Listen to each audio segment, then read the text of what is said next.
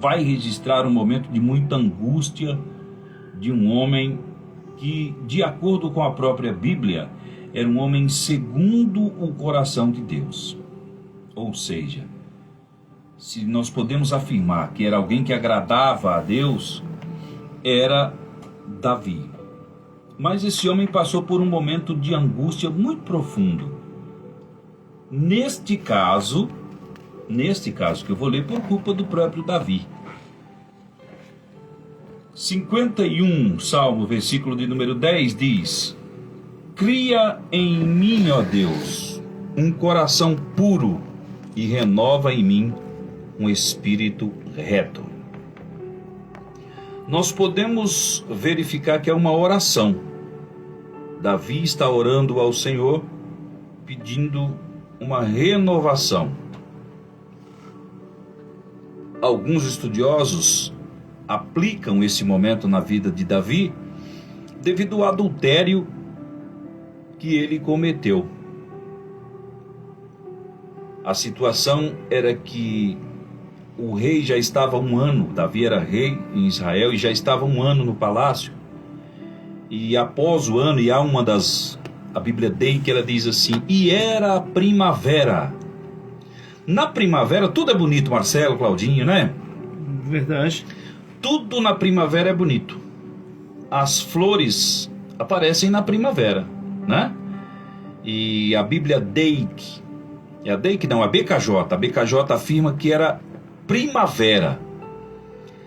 E Davi estava tão acostumado àquela situação de ser rei, de ter tudo à sua disposição, estava um ano sem sair para guerrear, era primavera, e agora eu vou parafrasear, não está escrito na Bíblia, mas talvez por ser primavera, Davi abriu a porta do seu palácio e foi para o pátio lá do seu quarto, do seu palácio. A estação era bonita, a estação era favorável, e Davi de repente olha e vê uma mulher muito bonita aos olhos de qualquer uma, porque a Bíblia afirma, não era só aos olhos de Davi, e vê uma mulher tomando banho, Marcelo. E aquela mulher chamava-se Batseba, e era a mulher de Urias. E aquilo chamou a atenção de Davi ao ponto dele se sentir rei e proprietário daquela vida. Diz-nos a Bíblia que ele mandou buscar a mulher e se deitou com ela. Algumas falhas de Davi. A primeira grande falha era que Davi tinha que sair do palácio e voltar para guerrear. Davi, na sua ociosidade, fez aquilo que era cômodo para ele. Era rei, podia fazer isso, embora em Deuteronômio 14:14, na lei dos reis está escrito assim: não multiplicará para si mulheres, para que não se corrompa o seu coração. Então, o rei, mesmo sendo rei, ele não podia multiplicar para ele mulher. Isso estava escrito. Quem sabe não é o 14:14, é o 17:17. É isso? É isso mesmo. Tão pouco para si multiplicará mulheres, para que o seu coração se não desvie, nem prata e nem ouro multiplicará para si. Duas coisas que o rei não podia fazer: enricar e nem ter todas as mulheres que ele quisesse, ou mais de uma. Não podia. Deus, em momento algum, na bigamia, na poligamia, Deus não tem nenhuma aprovação e nunca teve. Os homens faziam isso porque queriam, se sentiam no direito. Então a primeira grande falha de Davi foi não estar onde devia estar, não estar fazendo o que era esperado. E o perigo da ociosidade muitas vezes nos leva a vícios. O perigo da ociosidade nos leva a fazer coisas que nós não queremos. O cara está ocioso, ele recebe uma oferta e diz: olha, vai fazer algumas entregas de algum material aqui que eu tenho, e esse material é droga. E ele começa: quer saber de uma coisa? Eu estou sem fazer nada mesmo, eu estou ocioso, então eu vou começar essa vida, fazer um bico aqui. E aí ele começa na vida do crime pela ociosidade. A ociosidade é perigosa na vida do ser humano. E na vida de Davi, então, Se Davi tivesse se preparado para voltar para o campo de batalha, talvez Davi não tivesse tido essa oportunidade. A segunda grande coisa, erro na vida de Davi que nós vemos, é não fechar a janela. Davi, você abriu a janela e vai para o pátio, e de lá você vê a mulher. Volte, Davi, volte e... Opa, não é para mim. O segundo grande erro é que existem coisas e que nós devemos evitar.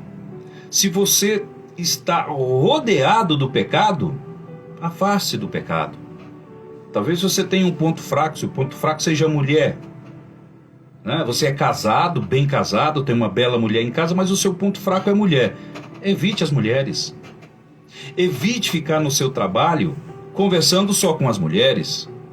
O seu ponto fraco é bebida. Você bebia demais e hoje você é liberto. Mas os seus amigos sempre... Não, eu vou com os meus amigos ali no bairro, eu sempre tomo um suquinho. Eles tomam... Evita. Fecha a janela da bebida hoje. Eu não sei qual é o teu ponto fraco, mas nesta manhã, não faça o que Davi fez. Feche a janela. Feche a janela do pecado. Não, eu tenho uma facilidade para pecar com relação a isso. Feche esta janela nessa manhã. Davi poderia ter fechado a janela, voltado para o quarto, mas não. Davi foi à frente, ele desejou aquela mulher e não só desejou, como cometeu um assassinato. Mas tudo isso poderia ter sido evitado.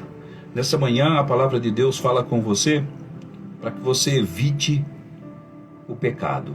Evite o pecado. Tem o hino na harpa, o 75, diz assim: tentado não cedas, ceder é pecar.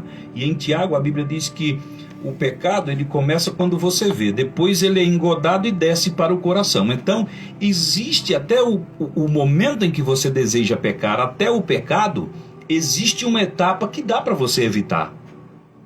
E o pecado, a Bíblia afirma que ele causa divisão entre nós e o nosso Deus. Nessa manhã é uma manhã de exortação à comunhão com o Espírito Santo de Deus. Não seja um pecador voluntário. Existem duas formas de pecar: pecado voluntário e involuntário. O pecado involuntário ele está intrínseco em nossa carne. Não tem mais jeito, Claudinho. A gente peca mesmo involuntariamente.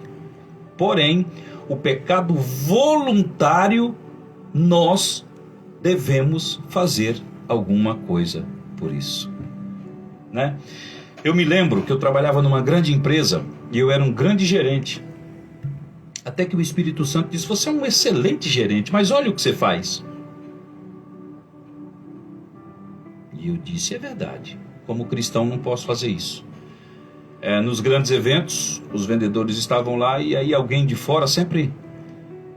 A gente vendia para o Brasil inteiro e alguém de fora me chamava e o vendedor dizia: olha, esse cara aí do Rio Grande do Sul, ele quer um desconto. Só fecha se você tiver desconto. Eu chegava nele e dizia assim: você quer nota cheia? Não. Então, te dou 10% de desconto. Mas aí a gente só negava o imposto. Eu, como cristão, isso é voluntário. Eu não posso fazer isso.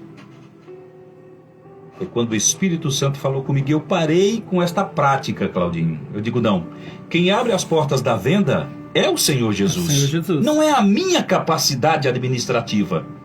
E eu comecei a mudar. Então, o Espírito Santo é aquele que vai aconselhando, é aquele que vai falando, é aquele que vai dizendo: olha, vamos trocar essa prática, você pode evitar isso. E a palavra nessa manhã: evite tudo aquilo que você pode evitar, que você consegue evitar. Porque Davi, nessa situação, ele poderia ter evitado. Primeiro, tivesse ido para a guerra, porque era tempo dos reis voltar à guerra. Já estava um ano descansando Davi. Esse é o primeiro passo. Ele deixou que as pessoas fossem para a guerra e ele não foi. O exército que deveria contar com Davi não contava. É muito ruim quando alguém confia em você e você manda alguém para a batalha e não vai. O segundo passo era ter fechado essa janela. A mulher era bonita, a mulher chamava a atenção, e eu quero dizer para você que em todas as suas tentações, aquilo que é o seu ponto fraco, não pense que vai vir coisa ruim, vai vir coisa boa. Se a tua tentação é mulher, vai vir um avião para lhe tentar. Se o seu ponto fraco é drogas, vai vir a mais pesada para lhe tentar. Se é bebida, se é cigarro, se é corrupção, se é dinheiro, pecado, o teu ponto fraco é dinheiro, vai vir aquele prato assim, né? E Deus é o Deus da providência. Nós testemunhamos aqui o que Deus fez já hoje, depois das 7 horas da manhã, lá de Indaiatuba, meu querido irmão Mário Marques fez uma oferta generosa, tanto para a igreja como para minha esposa, e nós louvamos ao Senhor, porque Deus sabe que eu orei ontem, minha esposa disse, como é que vai fazer amanhã em tal coisa? Eu digo, nós servimos ao Deus da providência. Aleluia! E a providência... Pode aproximar mais do microfone. A providência, ela é tão interessante que não foi só para você, né? Se estendeu a igreja. A igreja se estendeu a outra pessoa, a outro projeto. A outro projeto. Daí nós já temos R$100 para doar para esse projeto, o Mumu em Ação. Então é assim que o Espírito Santo de Deus faz. Se Davi soubesse, entregasse tudo e dissesse, não, eu tenho mulher, eu tenho que sair à batalha. Saindo à batalha, Deus vai me guardar. Eu tenho uma mulher bonita em casa, então eu não vou precisar de Batseba, porque eu também tenho uma mulher bonita em casa. Mas não, ele quis Batseba, e o que é pior, ele mandou matar Urias. Agora, um pecado, Marcelo, já gerou outro pecado. Cúmplice de assassinato. Disse assim, coloca Urias na frente da batalha. Premeditação. Crime premeditado. Terceiro grande consequência, Marcelo, um filho nasceu. Um filho nasceu. Porque ele engravidou a mulher do homem. Talvez ele ia falar assim, eu fiquei com ela aqui, eu vou esconder. Aí Deus falou assim, vai nada. Pensando nesse pecadinho aí, Deus não vai trazer à tona? Ele mandou buscar Urias para ver se Urias ia dormir com a mulher. Naquela época não tinha exame de DNA. Mas Urias dormiu à porta da casa porque olhou e disse, não, o meu rei não está guerreando. Então, tem um exército que está em guerra. Eu não posso dormir com a minha mulher, os meus irmãos estando em guerra. Então ele não dormiu com Batseba. E aí veio o pecado depois, o profeta Natan entra, conta uma historinha para Davi, e aí a consequência foi terrível. Um irmão estuprou a irmã, e o filho Absalom armou para que Davi deixasse o palácio. Ele tomou o reinado de Davi. Mas as palavras do profeta Natan disse, a partir de hoje a espada nunca mais se apartará da tua casa. Então o pecado ele traz consequência para a nossa vida. E nessa manhã eu quero, em nome do Senhor e dirigido pelo Espírito Santo, exortar você, para de pecar voluntariamente. Deixa para pecar só aquele pecado involuntário, aquele que não tem mais jeito, Marcelo. Mas o pecado voluntário, nessa manhã, nós devemos abrir mão. Que Deus abençoe a sua vida em nome de Jesus. Local FM.